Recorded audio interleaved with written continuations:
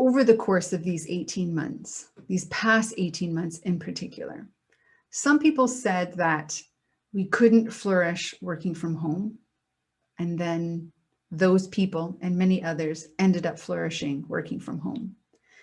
Some people said that we couldn't build relationships in the virtual space, and those people and many others ended up building and making lifelong deep friendships in those 18 months. Some said we couldn't be financially successful starting a business during a pandemic and ended up landing among the stars.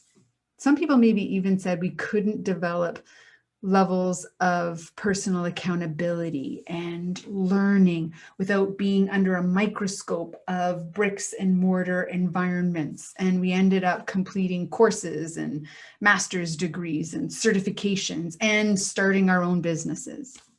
So 18 months has provided some significant objective proof that we can, and yet still a denial that we can. And why is that? That's often because some people have not been able to do those things.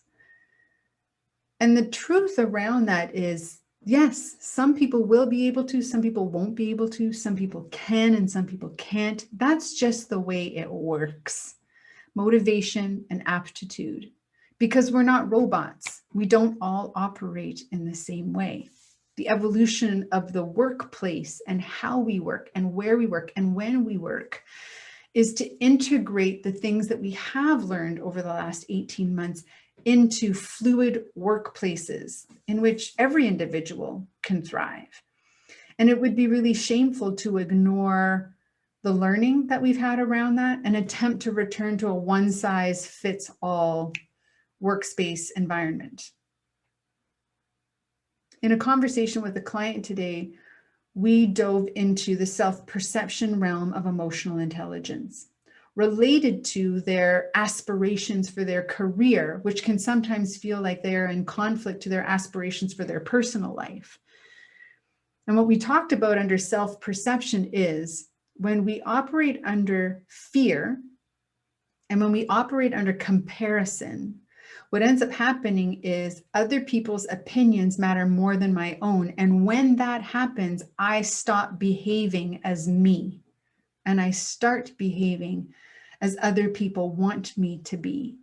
And what ends up happening is then I move into a space of unwellness, emotional unwellness. I lack in confidence, I lack in esteem, I lack in a rich and enjoyable life.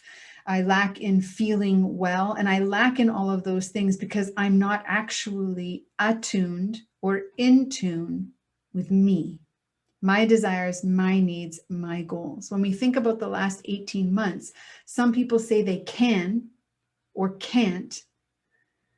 Yes, based on aptitude, but maybe even more so based on motivation, will or won't.